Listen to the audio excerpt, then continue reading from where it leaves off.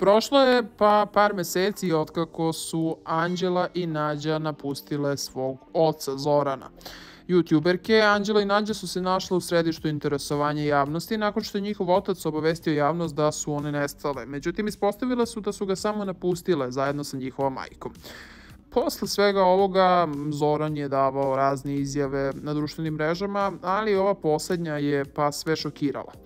Kad su one otišle, meni je bilo jako teško, počinje Zoran. Meni je i sad teško, ja se nikad neću pomiriti sa njima. Sutra kap krvi da im treba da prežive, ni to im ne bih dao.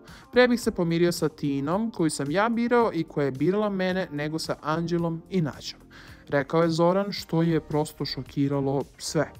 Očigledno je da Zoran, Anđela i Nađa više nisu ni u kakvim odnosima, a on je i ranije imao oštre komentare na račun svojih odbeglih ćerki.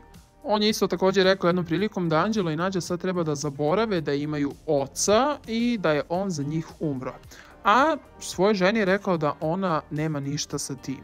A koliko je ljut na svoje ćerke, zaista govori činjenica sada što je izjavio da bi se pre pomirio sa bivšom ženom ili ti ženom. Šta vi mislite o svemu ovome, pišite mi u komentarima i lajkujte ovaj video.